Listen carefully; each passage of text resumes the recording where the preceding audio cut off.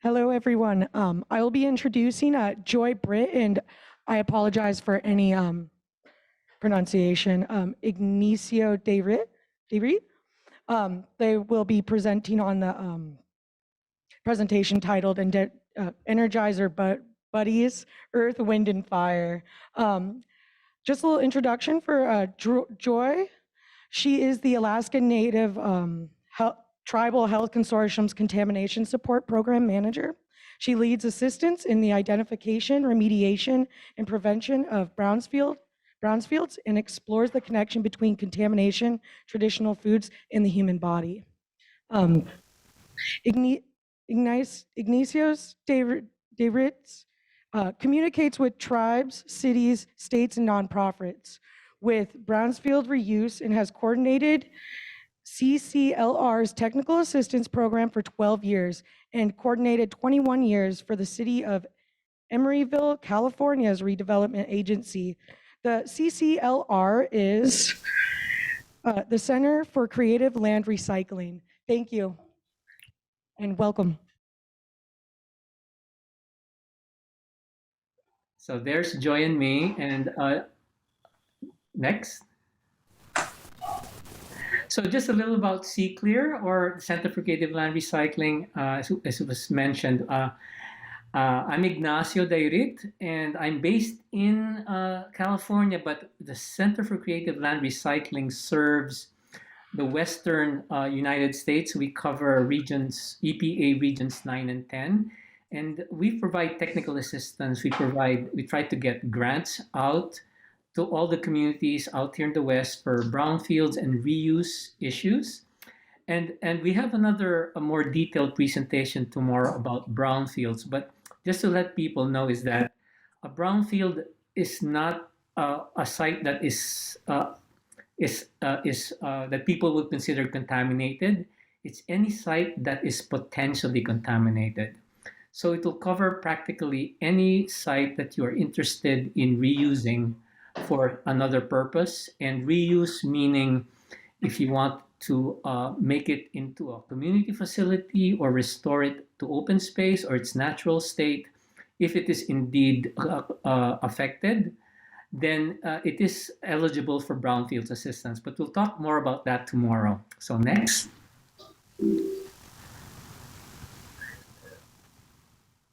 So I'll just skip this. The slides will be available, but again, we provide technical assistance. We help you with your grant applications.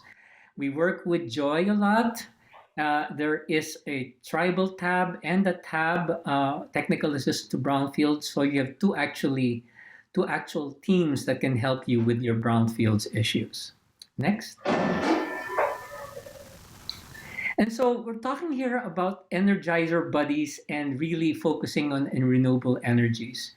This is just a chart from the US Department of Energy on where renewables come from.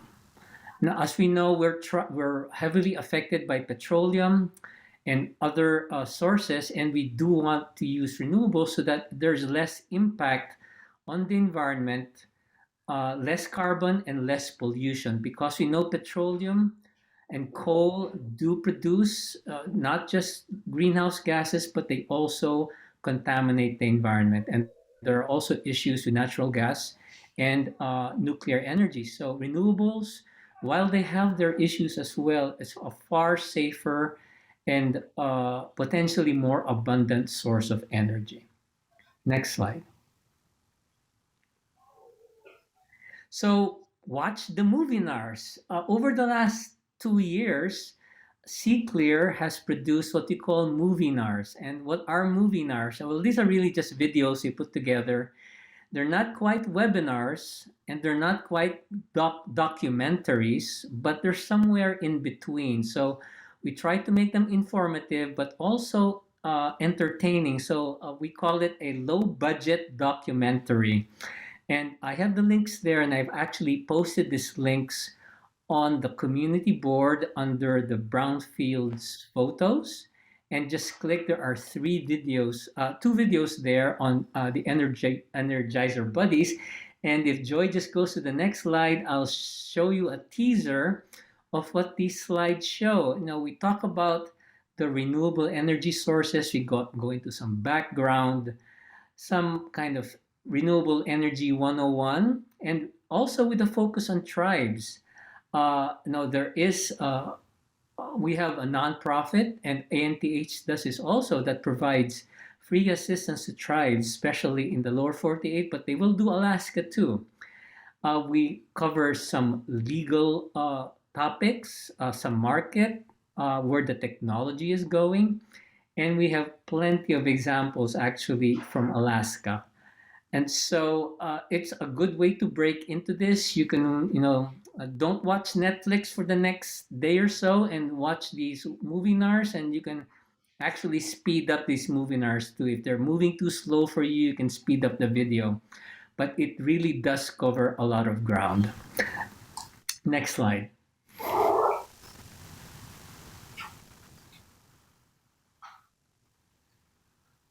All right. So again, this is just a simple table of what's covered by those grants.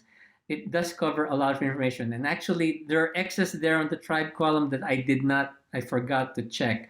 So there's job training for grants. I mean for tribes, also in the renewable energy field, and they overlap a lot with the brownfields. So don't miss it, and we're happy to answer any questions. Next slide. So, under the Brownfields infrastructure legislation, there's a lot more money going to renewable energy.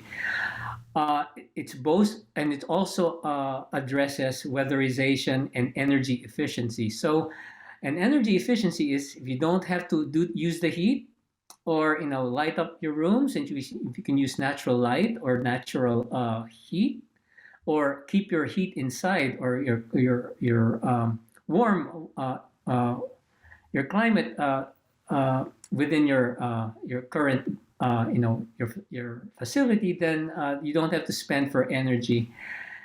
These are grants to cities, states, U.S. territories, and tribes, and many of these agencies have not actually figured out what their grant programs will look like. So keep watching them, and because they'll be rolling out their programs very soon. Next slide.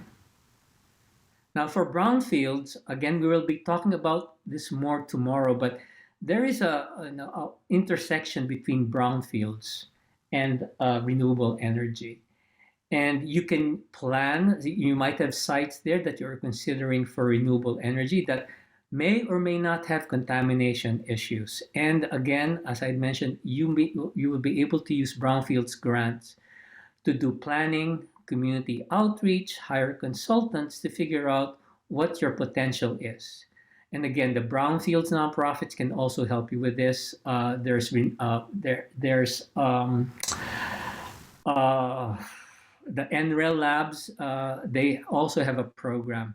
So there's lots there for you, and so we encourage you to ask questions later, and tune in tomorrow as well. And I think this is my last slide, and it's Joy's turn. Great, thanks Ignacio, and hello everyone, good morning. As Ignacio mentioned, my name is Joy Britt, and I am lucky to be a part of the Alaska Native Tribal Health Consortium. I manage the Contamination Support Program, which is one of the 22 128A or Brownfields or Tribal Response Programs, as we're called, grantees in Alaska. We provide technical assistance services on all forms of environmental contamination, food security, and of course, brownfields prevention, identification, remediation, and reuse. This is just a picture of our website.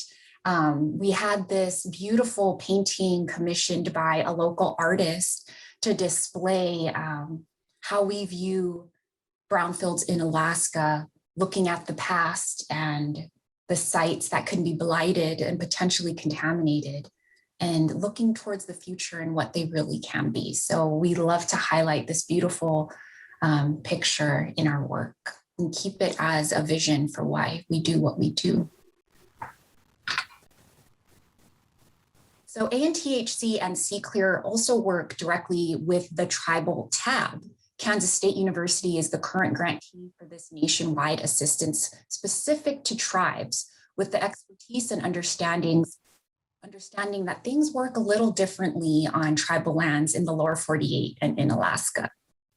As Ignacio mentioned, with the teaser of his webinar that showcases how other Tribal 10 or Region 10 tribes utilize renewable energy and energy efficiency projects, it also shows that these projects are not only important to our communities, local economy, and overall health, but that the inclusion of renewable energy and energy efficiency projects into your work plans, be it Brownfields or IGAP, is becoming more and more popular and timely.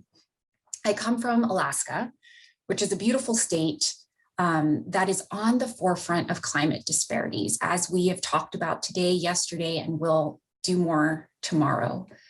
And as we all know, the BIL, the Bipartisan Infrastructure Law, will truly help our communities to include renewable energy and energy efficiency projects.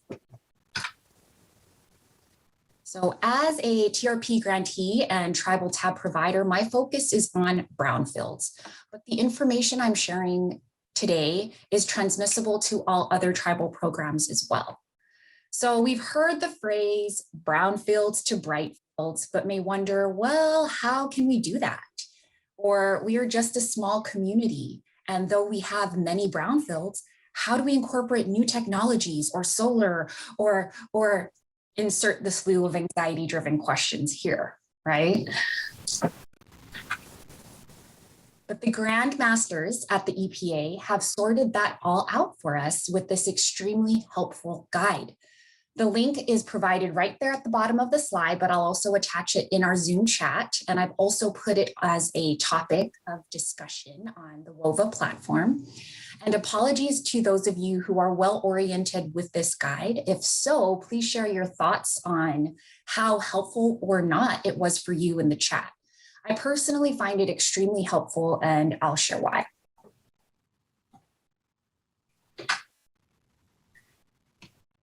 As much as I want to just go through the guide with you because it's only 4 pages, very easy to read, but due to time, I won't.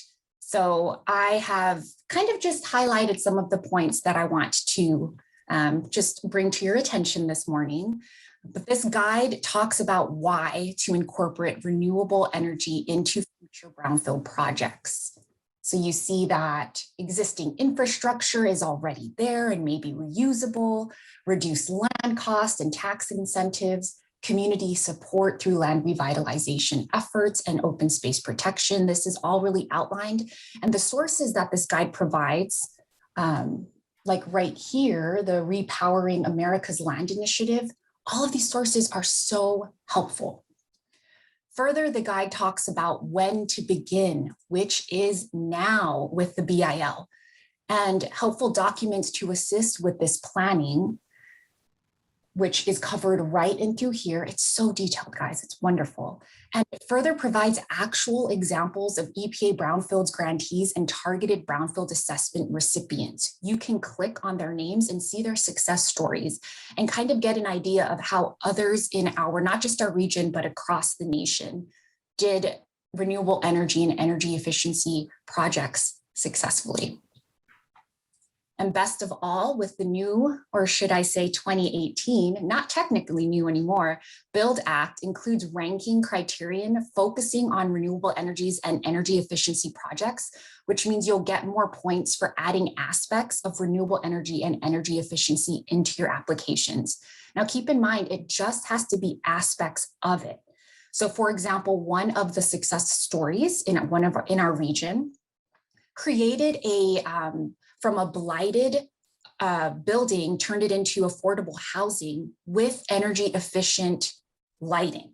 So that had aspects of it into their reuse plan. It doesn't have to be an entire solar acre farm. It just has to have aspects of it. So this is a standard slide that our Energizer buddies, Ignacio and I, like to share for all types of grant applications. Getting prepared for a grant is not an easy task. It takes a lot of collaboration and planning, and that's why I want to mention other buddies aside from Ignacio and I to help you.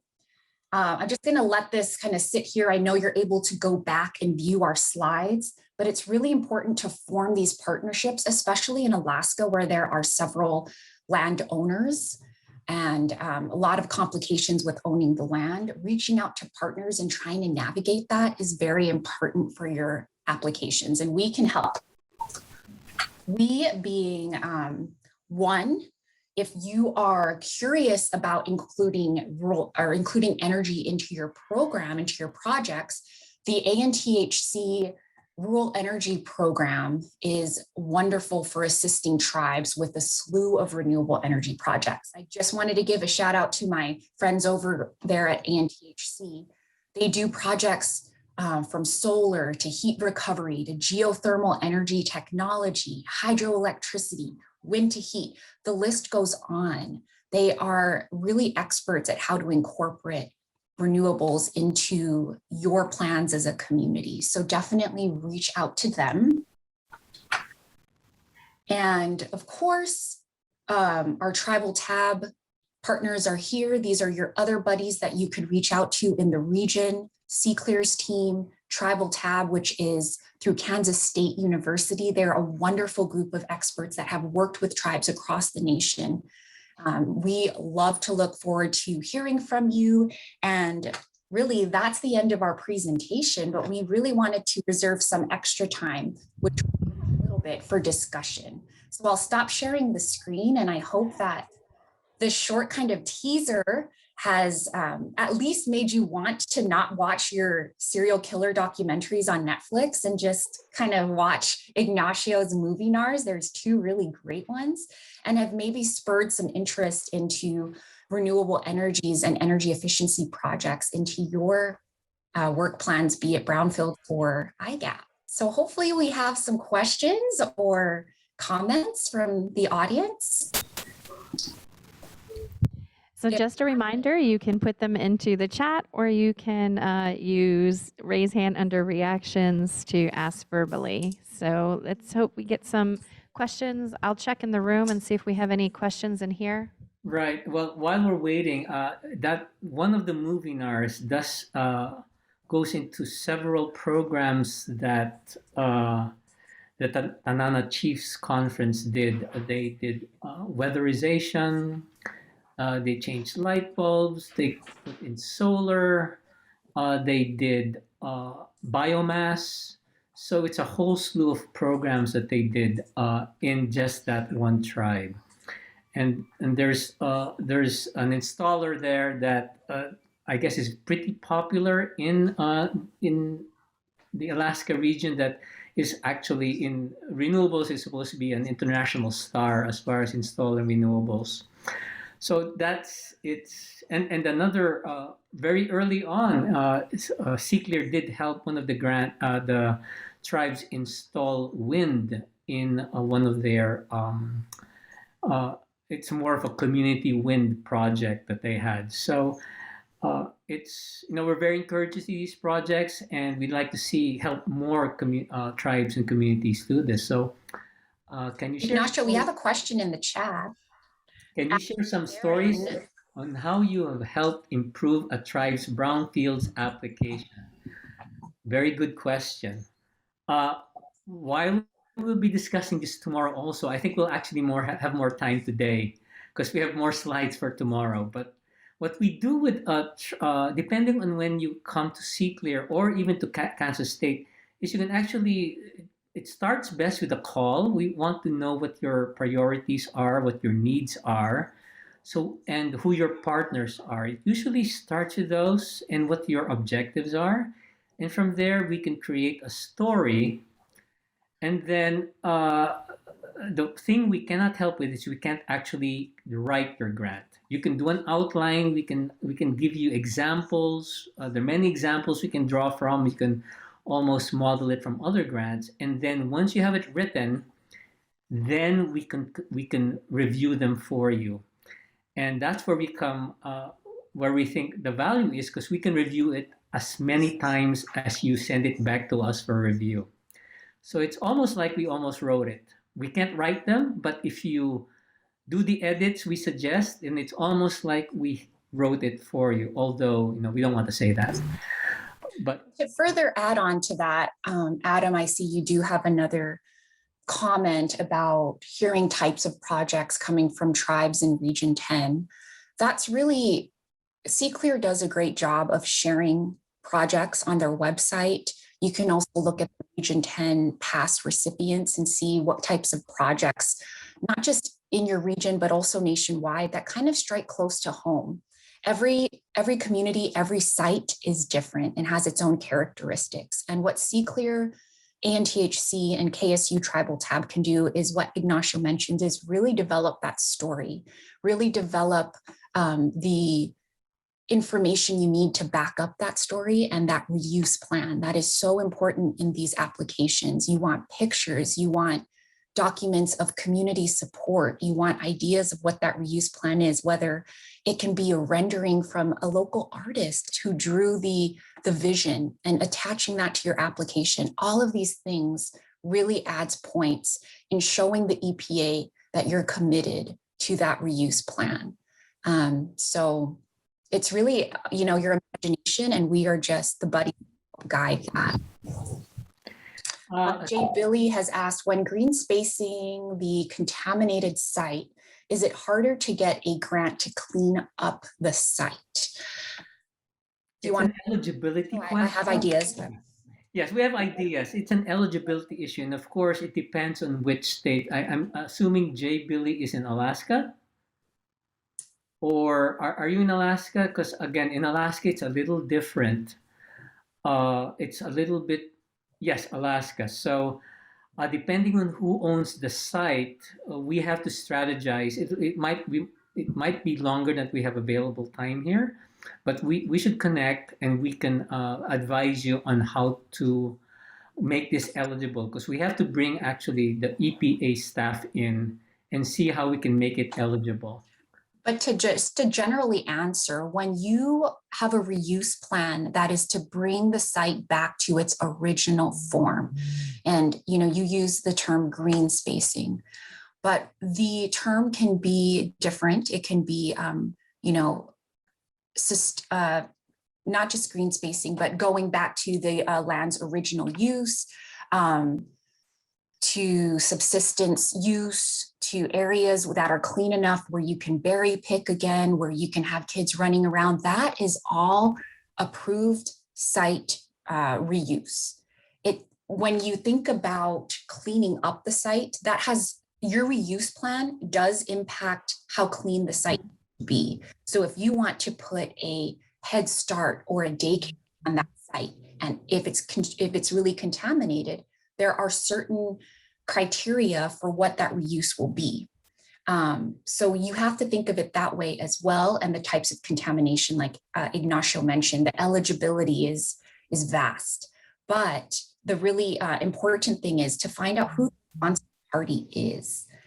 So that's that twofold question of, how do you get a grant to clean up the site? Well, it's a lot of eligibility, but keeping your eye on your reuse and vision is important, and it can really lean towards how clean that site needs to be. And just to answer the previous question as to types of grants you've received from tribes, a lot of them have centered on, well, most of them actually have been job training. So these job training grants benefit tribal members. So, and these jobs tend to cover the entire environmental field, and they also touch on renewable energy.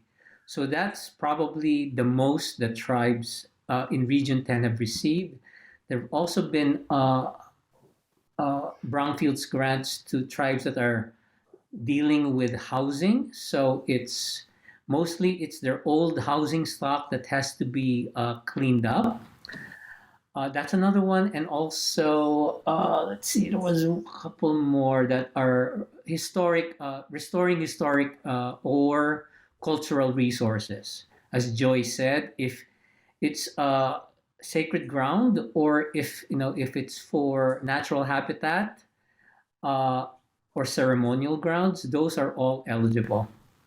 We have one last question. I know we're running short on time, and I believe it's from Patricia. She asks, are Alaska tribes eligible for job training grants? Tribes themselves are not eligible for Brownfields competitive grants. However, in Alaska, corporations and 501c3s are, and it was just announced that the Alaska Forum did receive a job training grant. If you haven't checked out the Alaska Forum's website, they have an amazing job training grant opportunity. There's lots of ways to get certifications and excel as and build your capacity within the community. I'd also like to mention that Zender Environmental has a job training grant in Alaska. But to answer that question specifically, a one sole entity tribe is not eligible, correct, Ignacio? Well, in Alaska, I think in the lower 48, there have been tribes that have received job training. Mm-hmm. In Alaska. Yes. So in the lower 48, yes. And so connect with us, maybe join us tomorrow, or we'll do a meetup and get more points so we can be in the leaderboard. Yeah, let's do a coffee meetup, Patricia. But thank you so much to our Talk Region 10 for allowing us to present. We do hope you join us for our presentation tomorrow. I also have a presentation on the ANCSA Contaminated Lands Partnership Group. So you'll get a double dose of. Again, thank you so much, guys. Much.